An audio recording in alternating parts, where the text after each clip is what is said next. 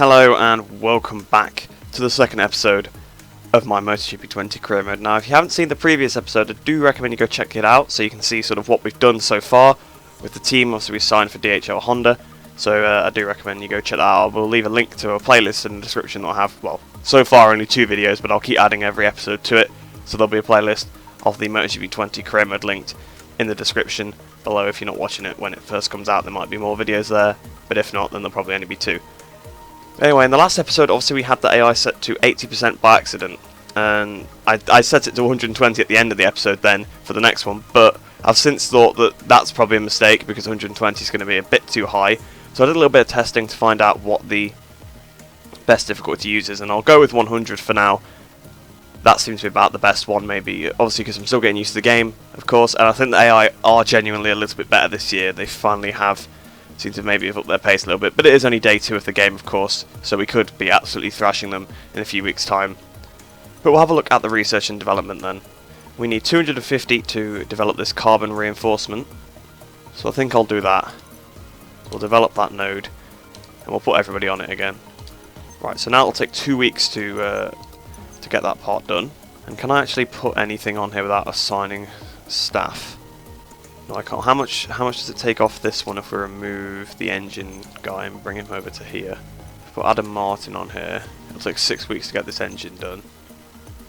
And this will take 2 weeks, so it makes it take an extra week.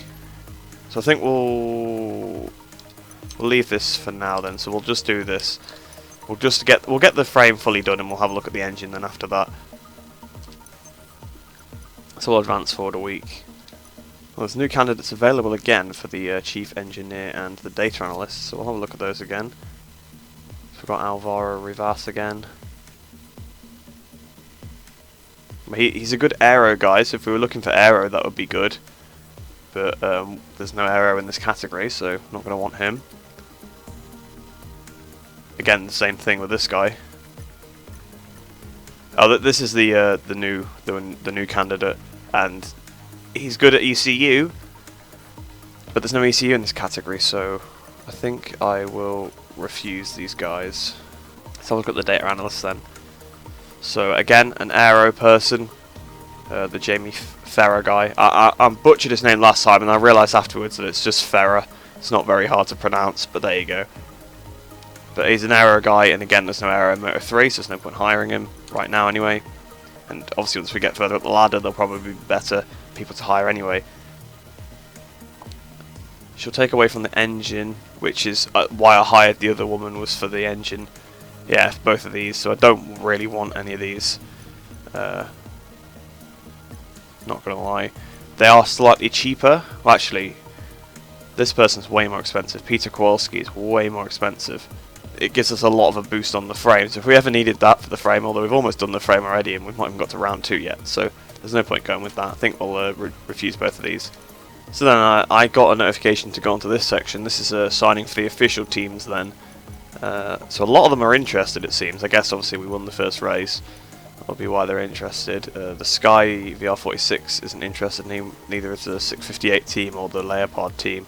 Or Max Racing either. I don't have a reputation good enough for them. Yeah, we have a reputation good enough for Petronas Sprinter Racing. It's interesting. But anyway, obviously we're not really particularly interested about that now. Actually, I just noticed on here. So we're going to look at the team performance then. So we've gone up quite a bit in terms of the team performance compared to where we were at the start of the previous episode. Our reputation is over double what we need to be fired, so we're alright. We'll advance another week then and get the frame done. The frame's not 80% done. I don't have enough on here, so I need to assign them. Well, if I put all of them on here, how long will it take? 2 weeks to do. We'll be able to easily get this upgrade after the weekend anyway, so we may as well put them all on the engine for now. And then we can start putting them on research and alternating on the engine, because that'll be the frame fully upgraded then. So we'll advance forward another week.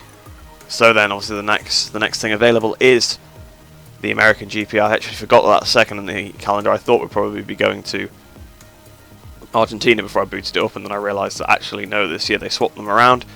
So it's the circuit the Americans are going to next. The AI have been pretty slow here over the years, so that could play into our favour, but I think they might actually be not too bad this time. So we're here in FP1 then, and we've got to look at the development test. So I think it's going to be obviously the same things again, just as normal. So it's going to be a bit painful here, because obviously Austin is the longest track, so we're going to be doing plenty of laps in practice here. That's going to be really fun to do, especially the race simulation. 5 laps, that is the length of the race, so I'll actually have to do almost 2 races worth of laps in this free practice session, because we've got 4 laps to do, obviously 2 for the quick lap simulation, 2 for the distance analysis, and then 5 for the race simulation, so that's 9 in total, which is as much as we did at Qatar for the race yesterday, and that was really not so fun, being out front for 9 laps on my own. But hopefully that won't happen again. Obviously we should be able to be pretty matched with the AI here, so we'll head out and we'll start the distance analysis stuff. So then, we completed that without too many difficulties. We did have someone clatter into the side of us at one point, which was always fun, so we had to repair a little bit of damage when we came back to the pits. But how have I only got good on the distance analysis? Again, what? I got above the second line on both laps. How's that happened? Okay. I'm not sure what's going on there, but anyway, we'll head into the race simulation then. I don't know if we're going to have enough time to do it in this session. I don't think we're going to have enough time to do the quick lap as well, so we might have to use a couple of practice sessions, obviously, because this track is really long. So yeah, we'll head into the race simulation. Hopefully I don't accidentally invalidate my lap, because that'll make me really annoyed. But yeah, we'll head into that, and hopefully we can try and get 351 research data for that. Well, it's been slightly painful, but we've finished now the development test. We got 3 valid laps. Well, we actually got 4. I just went a tiny bit on the red and on like my 4th lap, and I was not doing the whole challenge again. So we've also got massive, well, not massive, man, but we've also got a bit of damage. So that means we're definitely not able to do the qualifying pace test in this session. So we'll have to do it in the next free practice session. So it means we'll actually have to do 2 this weekend. So we're fastest by 1.4 seconds then. So it's only practice, so the AI will probably be quicker in qualifying. So I wouldn't worry too much about it. So yeah, I mean, they're not as far off as they were at Qatar, obviously, so that's always a bit of a bonus. Like I said, they're not that great in practice. So we'll head into the second session of practice now, and I've got to do my qualifying test. So then we managed to beat that quite convincingly then. Obviously we had to do a 21.6. Wait, no, actually we didn't have to do a 21.6. It was a 20.8 was the fastest time that we had to do, and we beat that quite easily. Yeah, so we were 2.7 seconds quicker than Antonelli there. So I think I will up the AI difficulty a few percent. It's all about trying to find the right balance at this point in the game, so I do apologise for that. But I didn't set it to 80 on purpose in the previous episode. It was a mistake. I thought it was on 120, but I'll put it to 105. That should be, you know, about where I am. Right, so here we are in qualifying now. I have actually tweaked the AI. I've put them all the way up to 120% because I did start qualifying. Was on pole by about 3 seconds and was like, right, okay, I need to change it again. So I'm glad I figured out I could actually change it during the race weekend between sessions. I didn't realise I could do that in Qatar, otherwise I would have checked before the race to see what difficulty they're on. I would have obviously turned them up. So we'll change the tyres and we'll head out onto the track. Put the traction control down to 1. Gives you a bit more power out the corners. Power mode on 2, obviously, because we're doing a qualifying lap, so we're starting the lap now as we're going, well, up the straight. Usually I'd say down the straight towards turn 1, but it literally is up here. The uphill left-hand corner, obviously, one of the staples of the Austin, Texas circuit. The Circuit of the Americas. One of the things, you know, most well known for is that uphill left. Quite a fun but tricky corner, easy to overshoot, easy to trail the front brake too much and crash as well. Obviously there's the Silverstone copy paste in this section here.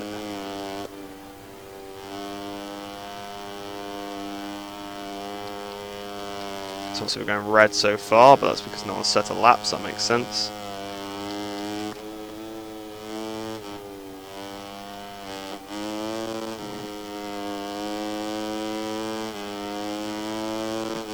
Through turn 10. Down towards the hairpin at turn 11. It's crazy to think there's 11 corners before you're even halfway around this circuit.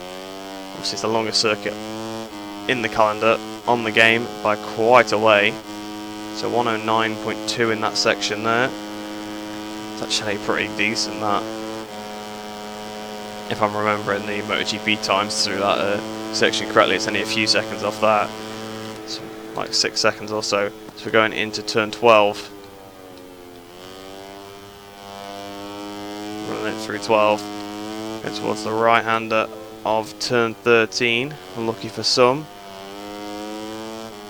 Through 14, obviously then there's a double left here, which you can try and sneak a little move up the inside if you're brave enough.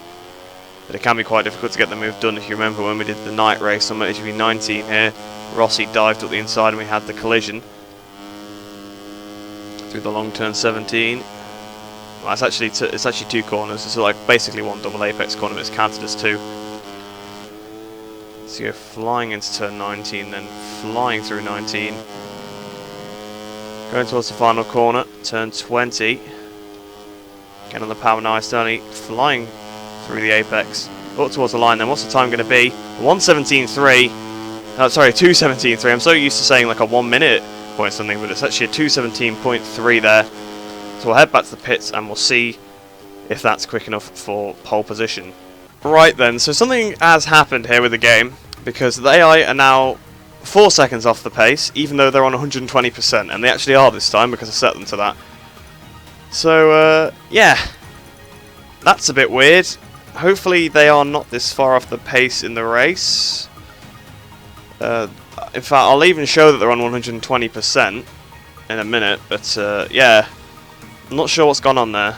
So here you are, look. They are on 120%, and we're still at the Circuit of the Americas. If we're going, I'll head into the race. I don't know. I don't know what's happening with the game.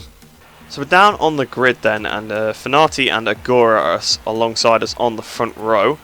It's only a 4-lap race. I was actually wrong when I was on about it in practice. I thought it was 5 laps, but it is only 4. So we'll go for a soft front. We could probably go for a soft rear with such a short race. I mean, in time-wise, it's not much shorter than most of the other races will be this season. Obviously, it's a great deal shorter than the one I had to do yesterday. So obviously 2 races, 2 poles. Can we try and make it 2 wins? I hope the AI can give me a good run for my money this time. Lights and away we go. We've got a not too bad start. We sort of left them for dust a little bit off the line, but hopefully they can come back at us a little bit. So we go towards turn 1. We got the whole shot, so I was lucky because my line's a bit wider and then tightens up compared to what the AI do.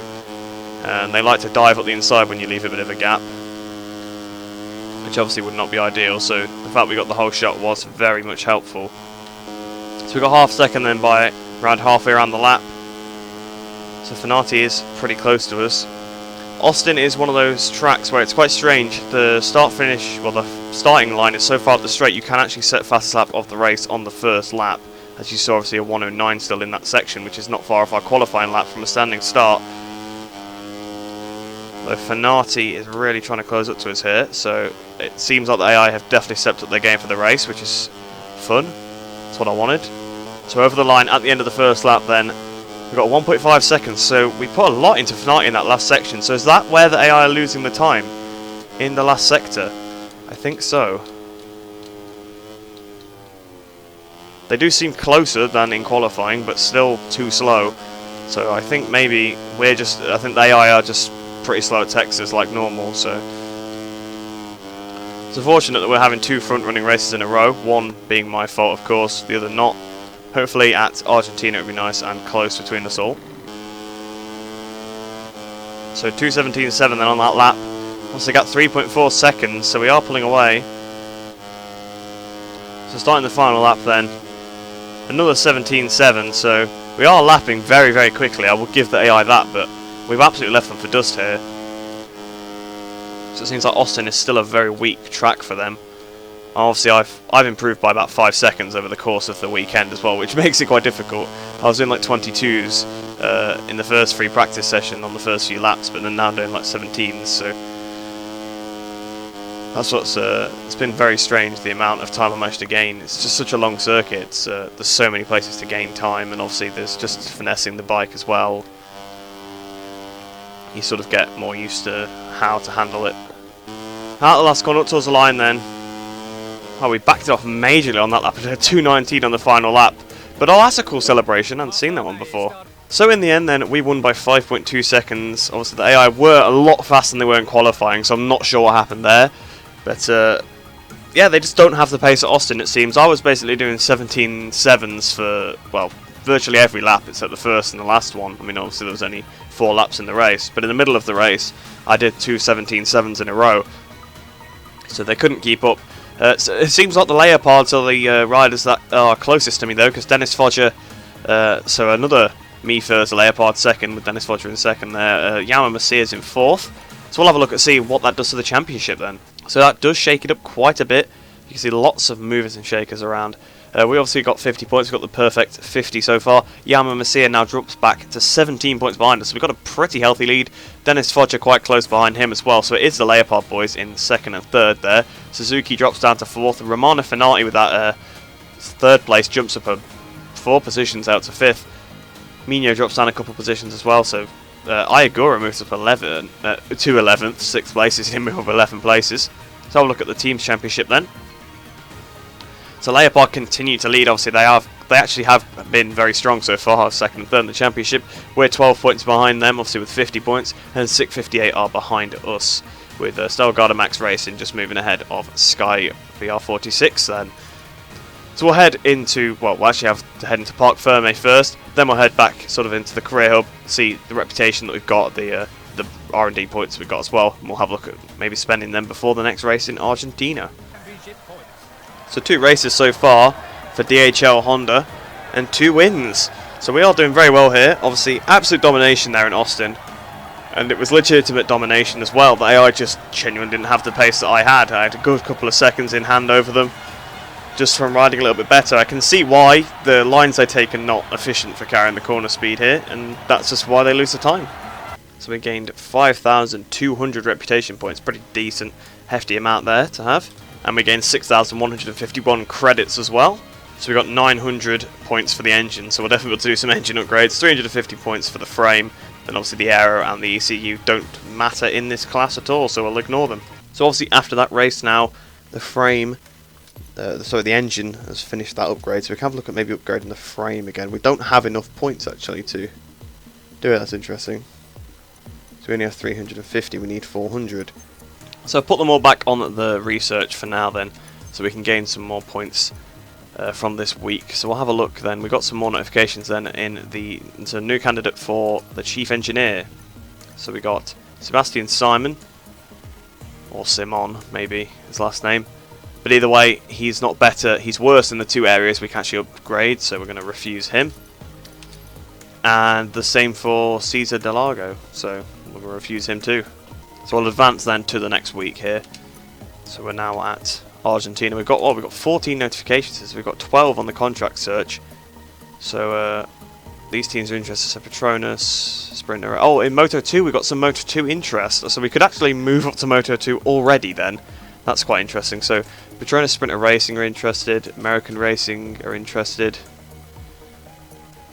So our NTS, Idemitsu, and then the fake Moto2 teams as well, or the manager ones are interested. Or the proposal chance is very low though, that's the thing. Although I want to stay in Moto3 to win the championship anyway, although it would be nice to move up to Moto2 of course.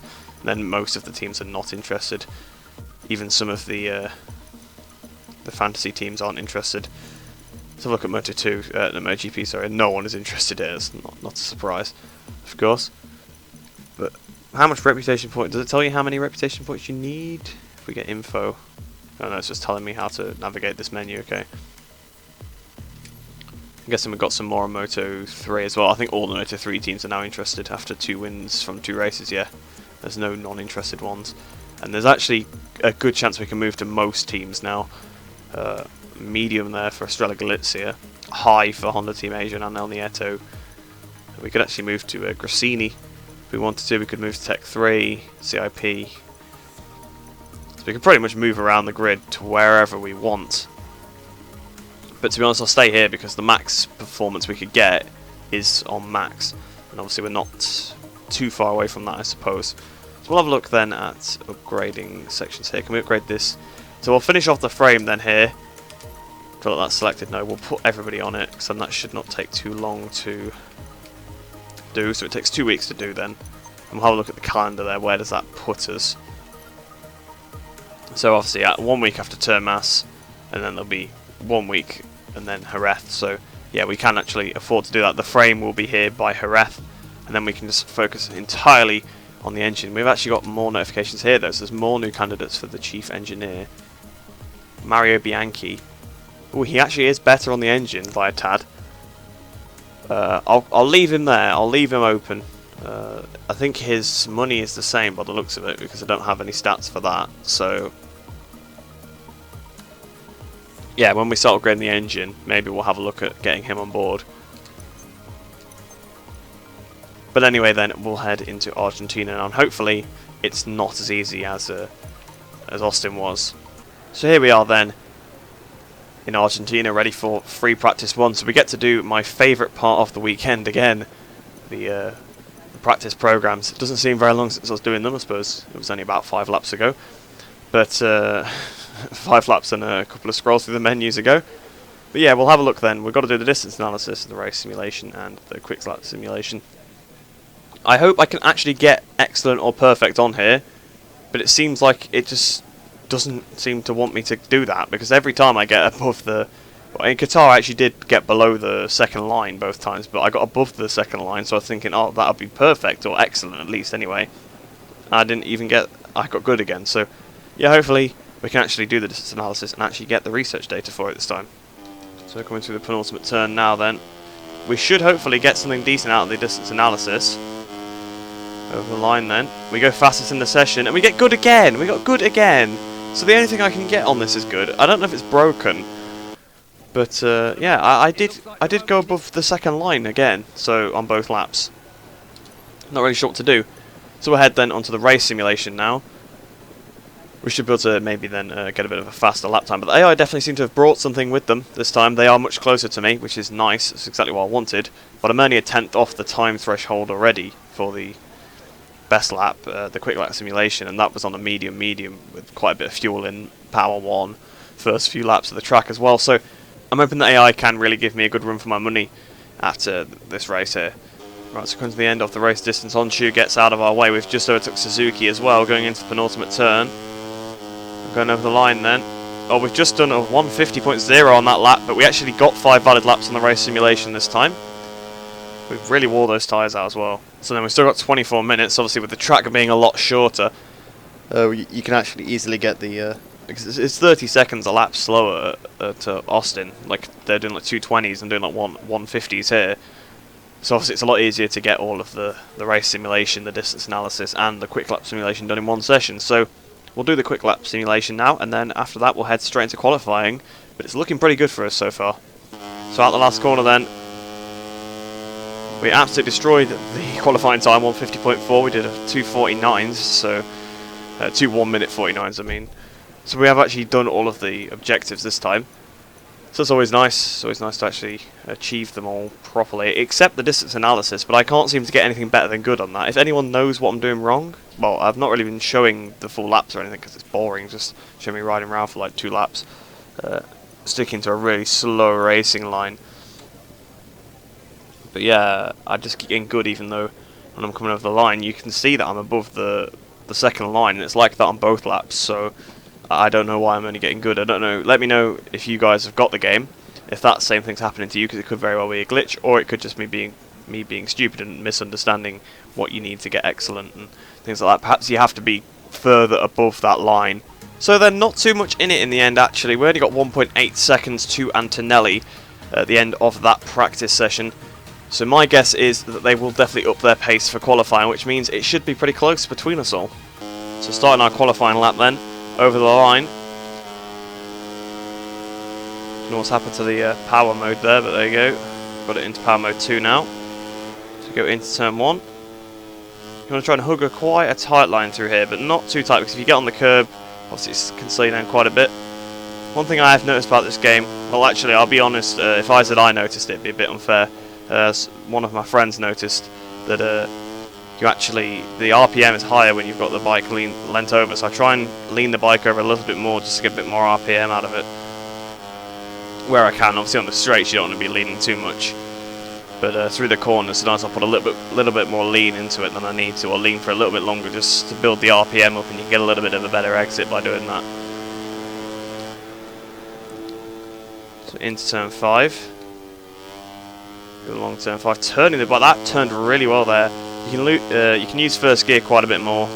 I mean, you could use it on MotoGP 90, and I used first gear quite a lot, but it doesn't lock the rear so much, so you can actually use it a bit more effectively.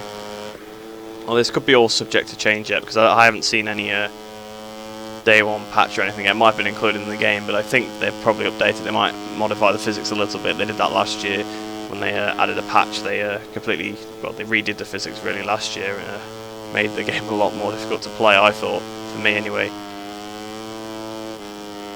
And he's through this long turn 11.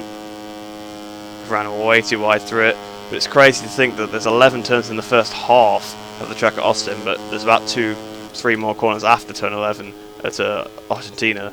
It's just the difference between the lengths. I suppose that's why there's a 30-second difference in the lap time as we come up towards the line then. 49.2. I don't know if that'll be good enough, but we'll head back to the pits and we'll have a look, see if that is quick enough to keep us on pole position. So then, the AI actually didn't really step up their pace in qualifying, so it looks unfortunately like it's going to be a bit of an easy race again for us, but of course, obviously that is only qualifying race. It's going to be a bit different, tyre wear comes into it, things like that. And Masia, he is our championship rival in 2nd position. I'm sure he'll be trying to get past us off the start if he can. Foggia as well down there in 5th place. Fanati's in 9th, so he's quite far away, but Masia, he came from really far back in Qatar, and I think he's about 2nd by about turn 1 when I looked back at the replay, so anything could happen yet. So then we're on the grid now, we're looking at Masia, now we're swapped over to Sasaki. Sasaki's actually been doing a pretty good job. I've just noticed that the team colour there is sort of the team colour used for the Best of Capital Dubai team. So they're Milestone doing something a bit similar to me then, just sort of overwriting that team with the Tech 3 KTM team. This is what I did in my 2020 mod. Obviously if you're new to the channel you might not know that I do a lot of modding stuff. That will feature a little bit more maybe later down the line, but for now obviously we're just sticking with the sort of vanilla career mode aside from the helmet, of course. But anyway, without further ado, we'll start the race and hopefully we can try and get 3 wins from 3. So then, we've had 3 poles so far this season. Can we make it 3 wins from 3 as well? I'm not sure. Alright, and away we go here in Argentina. Hopefully we've had a decent start compared to the AI. We go down towards turn 1, I think we've still got the whole shot. So we tip it in there. We have got the lead. I can hear them right behind me though. Masia's not too far back. Ran a bit wide through turn 2. Oh, I'm still in power mode 2. I meant to turn it back down after the start. So we've got 3.9 laps of fuel left. So I'm not sure if that'll be enough. Has the team not filled us up enough fuel? I don't know. Perhaps it'll change again. I did see a comment saying that it's the fuel dependent on the fuel mode you're in, and I think maybe it takes a little bit of time to update that sometimes. Someone's right behind us. I think Masia has actually got away with us at the front here. If we look over our shoulders, oh, it's Foggia and Masia right behind me. I told you that Foggia could be. Oh no, it was actually Fanati was on the map, maybe coming through, but I knew Foggia wasn't too far behind. It seems like the Leopard boys have really got the pace in this championship.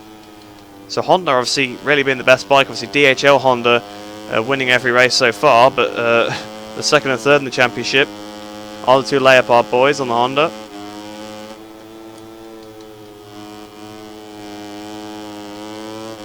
So we've definitely got to watch out for that, because they could, especially if the tyre wear kicks in. He's only 7 tenths behind at the end of the first lap. Well, it's not quite the end, but it's almost the end of the first lap. So I've got to watch out for Masia. I mean, obviously, he completely dived at the inside of us once before already this season in Qatar. In the obviously the qualifying session, no one was really close to us in the race. So we've got 9 tenths of a second over him at the end of the first lap. See if we can build out a little bit of a gap to him. So at the end of the second lap then a 150.0. So we've got 2.1 second lead. So we are pulling away from Masia now. So through the final quarter then, coming up to start the last lap, we actually do a new fastest lap of the race at 1:49.8. We've only got 1 lap of fuel left, so I'm actually going to put it down to 0 because we are pretty close to running out. we're going to just have enough to make it to the end. So I'll just put it into fuel mode 0. We've got a massive lead, there's no point obviously risking running out of fuel. Although I think with the amount we would have had, we would have run out of fuel right on the line anyway, so we probably still would have won, but there's no point throwing away what has been another easy win. And this weekend, same sort of with Austin as well, but especially this one, it was 120 through the whole weekend. I never changed the AI, and we just absolutely dominated. I was thinking during this race that actually it could very well be because last year on MotoGP 19 the AI had some ridiculous straight line speed in Moto 3, so to actually compete with them you had to basically maximise all you could through the corners, get the best exits you can out of all of them. So that's how I sort of converted to riding in Moto 3. So if that's maybe been fixed this year, perhaps I'm just maximising the exits so much and then carrying so much more speed onto the straights in the AI, probably carrying that advantage all the way down, and then again being quicker in the corners. It's probably why we're getting away so much. It's just a thought I've had, but it would make sense because they were ridiculously fast. If you don't know, basically you could get a really good exit off the corner, you gain on them for the first few hundred metres on the straight, then they'd start mashing you and then they'd start pulling away, which makes no sense because if you had a better speed onto the straight and didn't make a mistake, you would you should be able to carry that on, on the same bike. I mean, you should be able to carry that all the way down the straight, but no, they were still accelerating you, which makes no sense if you're on the same bike. But anyway, over the line we go now. It's been 3 wins from 3 so far in this career mode. DHL Honda absolutely dominating this championship. So in the end then, we won by 5.9 seconds ahead of Yama Masia in 2nd place, with Dennis Fodger 3rd. So our 2 championship rivals there, then 2nd and 3rd place. So we're not getting massive points over them. Obviously we're beating them by a big amount. Unfortunately we're not quite getting the big points over them that I'd obviously like to have, although we've got a nice cushy lead already. Apparently Davide Pizzoli was a minute behind, so the AI spread is massive here in Moto 3. I mean, those guys, the 3 behind, you can see that obviously there's only 9/10 separating them. They were miles ahead. Fanati's sort of in a little group on his own, and then everybody else just massively spread out. Bit weird. You think Moto 3 they would have more similar performance, so they could sort of cluster together into big packs like they do in real life. This is what's done to the championship then. We've got 75 points. Obviously we've now got a 22-point lead over Masia, so almost a race win's worth, and we have got a race win's worth now over Dennis Fodger. Lopez moves up to 7th place, obviously having quite a good race. The Husqvarnas are doing very well actually. I mean, I know they're basically just rebadged KTMs, but they are doing a pretty good job. In the team's championship then, Leopard Racing continued to lead, obviously, even with me winning. Them getting 2nd and 3rd, they obviously still outscore me by about 10 points really. So 23 points ahead of me now then. 658 Squadra course are probably catching up a little bit as well. Strella Galizia moving ahead of Angel Nieto team. So yeah, we'll head into Parc Ferme then now, have a look at the cutscene, and then we'll head into the career hub, maybe sort out a few things in terms of the development of the bike, and then that's where we'll end the episode off. So yeah, we get to see this cutscene once again, 3 times in a row. We have been doing really well here, actually. Obviously the first win in Qatar was a bit of a fluke, but the other 2 afterwards, pure domination there. And it makes me start to think that we probably would have won in Qatar anyway. So it's not too bad really that that thing happened. It just made the race a little bit more boring. I think it would have been a little closer in Qatar, obviously, with it being my first race. But we seem to really get into a stride here, especially with the bike. It feels fantastic now with all the frame upgrades on it. And I think that is definitely part of the reason why we're doing so well. So then we earn another 5,200 points in the reputation. Have a look at the credits. So we've got 6,151 credits again, so we've got quite a lot of credits now, 31,972. So we now have 1,418 engine points, 306 frame points. So we'll have a look then. So we've got 1 week left on the frame, and then we can just go entirely onto the R&D. So we'll have a look at, we've got 2 notifications for the personal manager then. So all new candidates available for our personal manager, so no contracts this time. So Ricardo Rizzo, that's one of them. We have to pay him a lot more. We get a better negotiating deal, so still new to business but competent. Specialise in economic negotiations for bonuses and salary rates. Nita Perez, still new to business but competent. Specialise in getting good salary offers. and not a lot of experience, potential gamble, so pretty similar to who we've got already. It's a little bit better. I picked him because the guy that we got now, just because of the more credits. But Anita Perez, I mean, she costs more, so it's an extra 6,000 credits a year, but she's better in every area except one where they're the same. So it makes sense maybe to hire her. I think I will do it. I think I'll sign her on then. So we've got Anita Perez now as our personal manager. We'll refuse the other two people because I wasn't bothered about them. But that's where we'll end it here. We'll start off the next episode sort of having a look at maybe advancing to the next week and then having a look at the R&D. Obviously, we've still got to wait one more week for the frame to be done before we can start having a look at that. But I hope you have enjoyed this one. I'm sorry that obviously we were sort of pulling away at the front, but not a lot I can do. The AI is on 120%, so that's just what the game has to offer us there. And I think I was just riding quite well as well. So like I said, I hope you did enjoy that one. I hope you enjoy the rest of your day. I hope you're all staying safe. And I shall see you in the next video.